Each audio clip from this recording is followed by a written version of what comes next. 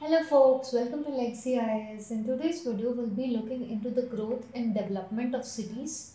Okay, and how has it transitioned? What events has led for its transformation?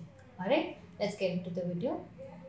Now, first of all, okay, let's club certain points together just so that we'll have an idea and understanding as we go ahead. Ancient India, medieval, alright, modern, contemporary. Okay. See now when I say ancient India, right? The very first civilization of India, Indus Valley civilization, we had multiple cities in the form of, let's give out the answers or drop it in the comment box. What is it? Harappa, Mohenjo-daro, Kalibangan, Lothal, yes, Dalavira, Banwali. Yeah, these are all the cities of ancient India. Now here, when we say city, right, which means it will be trade oriented, be it from times immemorial, right, be it your Harappa, Mohenjo-daro to your current day cities, Delhi, Mumbai, Bangalore. Okay, some sort of activity actively takes place there. That is why it is differentiated as city from villages. Yeah, because the mode of occupation here, the lifestyle, the living, everything here is different from your village. Yes, that is the difference, right? Now in medieval, when you take, all right, during the period of your Delhi Sultanate or even right before that, you had certain cities come into life. Okay, for example, Delhi at that point of time became a stronghold, right? Which was eventually going to make Delhi the central power of Mughal India, which was again going to make it a central power of British India and then of India. Yes, now in modern times, right now when we say modern times, city is transitioning. The one important development that is related to it is your Europeans, arrival and entry of Europeans, basically 1498. Let's club it to somewhere around 1500s. Yes, 1500s the entry of Europeans happens. Like when the Europeans have come in, okay, what are they coming in for? Mostly trade related activity, yeah, purchasing of our raw materials, etc. So, which means in that particular zone, a new kind of, as we spoke here, trade oriented, yes, which means more economic activity is taking place or a different type of economic activity rather than conventional type in villages that is happening. That is why it's called a city. So, here in this phase, we see a large growth of cities. Okay, new cities begin, the old cities will be removed, right? Now the cities here will have a lot of transition. Now contemporary is our present day cities, all right, Delhi, Mumbai, all right, Bangalore, Chennai, etc. Now let's see when we say the transition from, okay, modern or from medieval for that matter.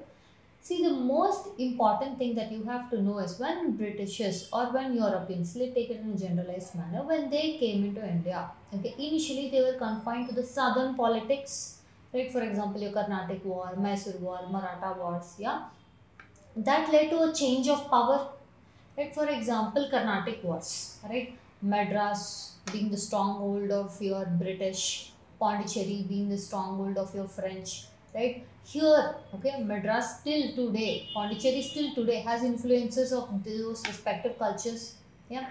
So the cities started having, or the place or the area or region, okay, started having influence of the people of them. For example, as we said, Madras, influence of British or EIC, Pondicherry, influence of French, Goa, influence of Portuguese, right? We have that still today, we witness that in places.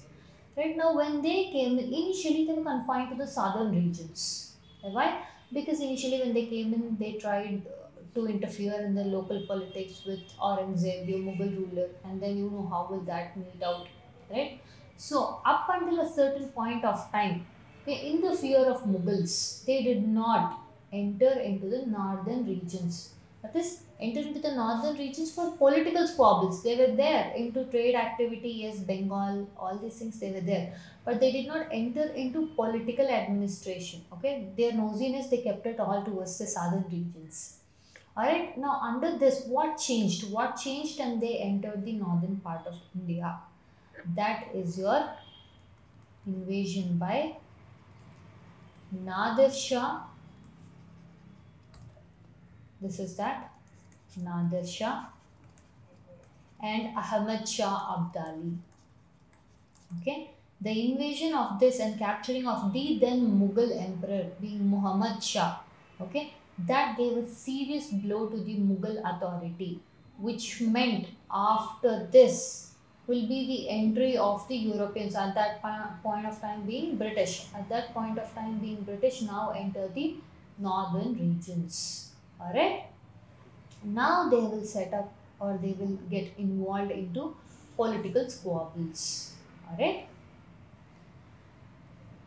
See, as we said, southern states they were more focused. The regions there were developing into cities. They were having their influence. Yes. Now we said Nadir Shah, Ahmad Shah, okay, invasion. Basically, they came from somewhere of Central Asian country coming. Okay, taking prisoner of Mughal emperor being Muhammad Shah. Right. All of this has happened. So now Europeans, or by that we mean Britishers, are now at the perspective that yes, now we can go. Now they're not as strong as this. The mighty Mughals once are no more, is what they thought, and they enter into the region of political administration in the north. One such thing is your 1757 Battle of Plassey. Okay, happens between Sirajud-Dowlah, right, Nawab of Bengal, and Robert Clive from East India Company. Alright, this was for an issue of dastak, okay, fortifications. Basically, the Britishers were misusing the dastaks. That was creating a loss for the administration. That was creating a loss for the treasury. Alright, and in turn, alright, they were doing fortification without even asking permission of the king or the Nawab. Right, see, look at the timeline, 1757. This is fresh off Carnatic, right? Carnatic somewhere happens around 1743, first Carnatic War, right? They are fresh off the success. The Carnatic Wars gave them a boost, gave the Britishers a boost, telling that there is no other rival according to them who could beat them or who could match them, okay? So now the first Carnatic War has given them the momentum, has given them the impetus to now take on the mighty Nawab. See, the mighty Nawab of Bengal. Alright. Now that they will undertake the venture, and even in that, through deception, deceit and all, they will win over Battle of Plassey. That is, Sirajud-Dowlah gets defeated. Sirajud-Dowlah, 500 man, Mir Jafar was converted to the EIC side. Okay, through deceit they win him over. Alright. Now for the first time, Bengal comes under their influence in an administrative manner. Not directly, but in a politically speaking sense. Now Bengal for the first time will come under them. Right? Because they win over something called as 24 Paraganas. Okay? Now they are entering into the northern sphere. This will get further accentuated. Okay, this will get further accentuated in Battle of Buxar. Okay, now see this, the plan of Plassey. Alright, drawn up by your EIC. As we spoke about Battle of Buxar, we said that city, for example, Bengal. Up until now, how it was is fine, but now Bengal, okay, is under British. Again, by British we mean British influence. Okay, now it is under British influence, which means Bengal is now in a different state of city, which means see, new occupation will come in. For example, money lenders, banks, right? Now this kind of occupation has also increased. Okay, now also with that, Bengal was seen as land of richness. They wanted to utilize Bengal and its resources and its richness vastly, which means Bengal had to suit the needs and demands of your British. Okay, for that they created something in the name of dual policy by Robert Clive. Dual policy or dual government. What is it? According to dual policy, administration is by the king. Okay, all the ability to collect finances, judiciary, okay, maintaining law and order, all that will be by your English. Basically, they are power without responsibility. The local king will be responsibility without power, right? Your dual polity changed, okay, your dual polity changed the handwriting of Bengal, if you believe in such things. That is, Bengal, once one of the richest place, was now to undertake famines, alright, was now to undertake a large amount of mass death, alright. Bengal, what was once, was now getting deteriorated, alright. So thus 1765 your dual polity gets established. Okay, amidst this, what Bengal had just in 5 years, 1770, Bengal experienced famine. This famine, as we have spoken in multiple other videos, are not just man-made or natural, right? Culmination of all the British policies, people trying to extort as much as they can from the land that they are not even letting to. Now Bengal first now falls under the hands of British. Okay. Now, as we spoke, who fought Battle of Buxar? Your Mir Qasim,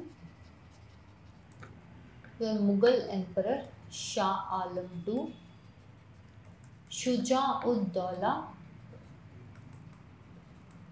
Okay, all three of them, alright, combinedly fight EIC. For the first time, Mughal Emperor gets defeated by this European power, that is your British. So 1765 Bengal has fallen into the hands of EIC.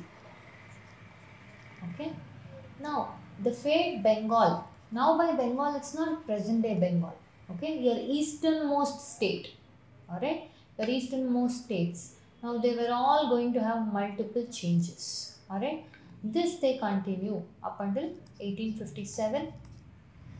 Alright, where they have a revolt, Sepoy Mutiny, and then in 1905, Bengal partition. Okay, for the first time, they administer or they change the administration or the political map of Bengal, and with that they were going to change the economic, social and psychological map of India and Indians. Alright, this way, right, with this they started with Assam, Odisha, Jharkhand, right. Eventually it starts spreading to what was once cities, okay, what was once provinces. See, under them they had three major presidencies: Madras, Bombay, Bengal, right? And also there was something called as princely states. Yes, all this will now undertake a huge amount of changes. Okay, this is your Battle of Buxar's plan that the EIC had prepared. Now, we said Bengal for the first time comes into the hands of British, right? Look at India's map in 1774. Okay, what exactly is there? Who exactly is there? Irrespective, just know that the British at this point of time are still traders, right? 1743, 1744 will be the time of Karnataka, the southern region, right? At the same point of time, 1744 period of time, two important events happens, one in north, the other in south, right? South will be your Karnataka, north will be your invasion. 1744 came at a period of time that India experienced huge blow. South Carnatic War happened, which means the strength and supremacy of European power was established in the form of British. Okay, by invasion of your Nader Shah or Ahmed Shah, what happened? the strength and might of Mughals gets deteriorated, which made this an ample time for them to enter into the northern spheres. Okay, which means now the land was prepared for their political administration, and thus the economy, and thus the society. Alright, look at this. This is the map during 1765. Okay, look at this, British territory. That is right fresh off. Okay, when they have announced dual government or dual polity. Look at the regions, this particular region.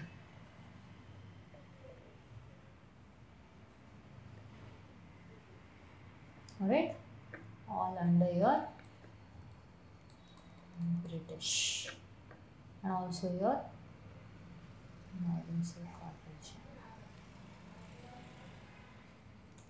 Understanding? The first piece of land to fall under them, because once it falls under them, right, this will now have a different version of city, and now this we are going to be made state, but not the present day concept of state what we use. That means it will have a different unique nature, culture, okay, occupation, employment, etc., making it the state. Here by state or city, okay, we do not mean the present day concept, indicating a geographical area which is unique to be clubbed with any other place. Understanding?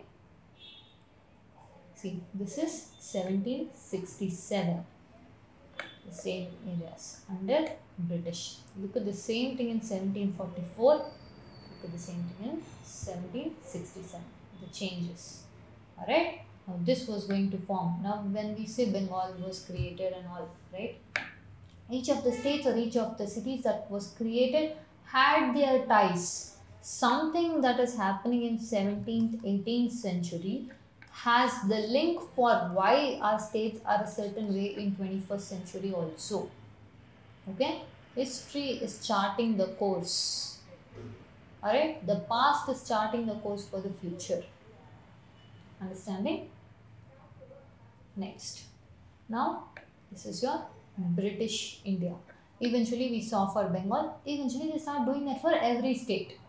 Alright, every state different policies. Their policies such as subsidiary alliance, doctrine of lapse. Alright, they keep on bringing all the states under their control, either directly or indirectly. Okay, which means new places are coming under their influence.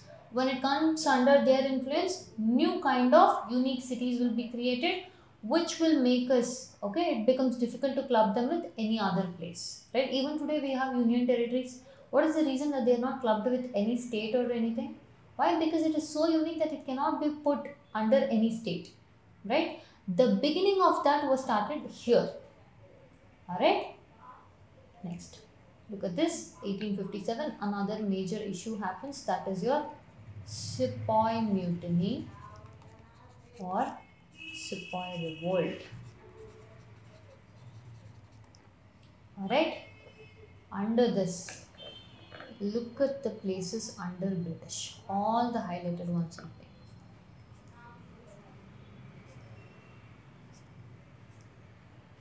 By this point of time, okay, British have amassed almost direct control is on a larger areas, right?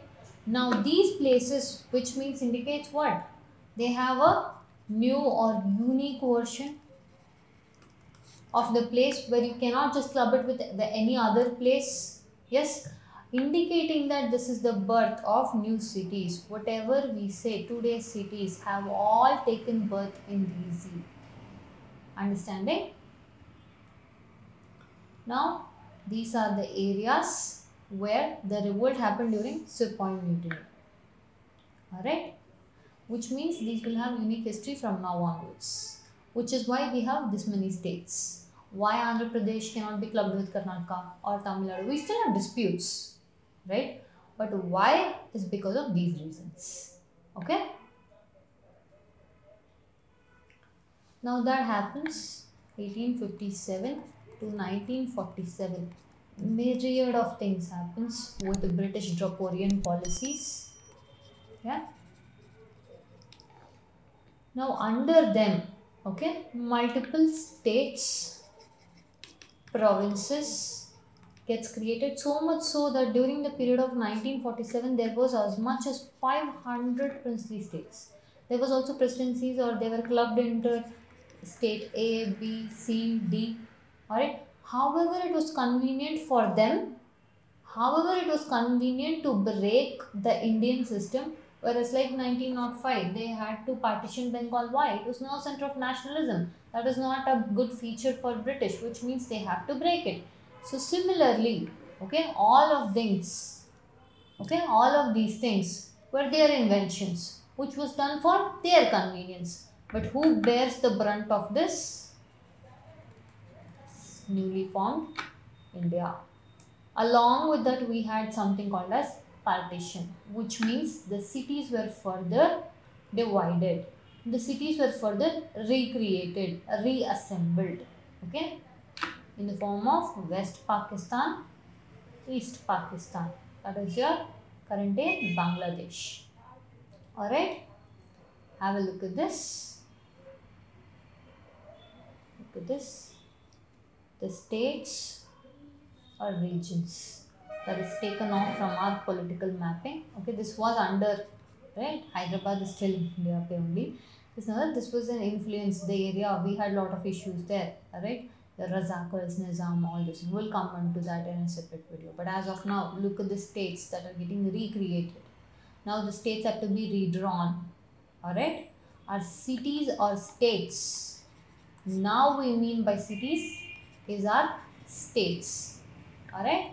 We are having a new outlook. Why? Because we have to regroup and redraw the political map. It was once this, is now this. But again, this is also part of India, alright? The regions had to be regrouped and reformed. Post 1947 reorganization takes place, alright? The State Reorganization Act, 7th Amendment, okay? Here now the states will be reorganized based on linguistic manner, alright?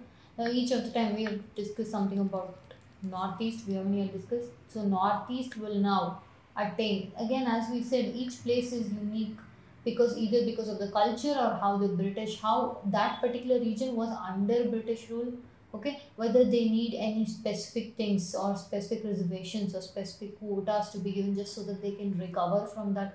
For example, even today, Hyderabad, Karnataka region, yes, they have reservations. Why? Because of the things that they experienced, because of the atrocities that was created on this region. Right? That all had to be looked in. That all had to be, right? As we kept on using this word, the uniqueness, be it the good or the bad, okay? We have to take into account of all of those because we are a colony. A colony with a diversity. That is what we are. A colony, a once colony. In present day terms, we were once a colony with diversity. Today, we are a free independent nation with diversity.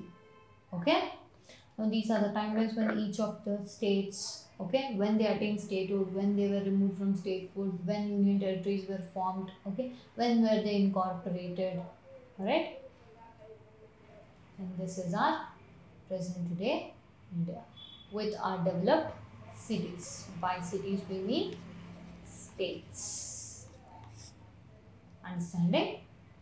UPSC also had asked the question in 2022. Okay, the political and administrative reorganization of states and territories has been a continuous ongoing process since the mid-19th century, discussed with examples. These examples should range from Battle of Plassey, 1757, okay, up until your Jammu and Kashmir reorganization. Alright, this is how you approach the topic, the question and the examples. Alright, if you like our videos, please do like it, subscribe to our channel and share it along with your friends. Thank you.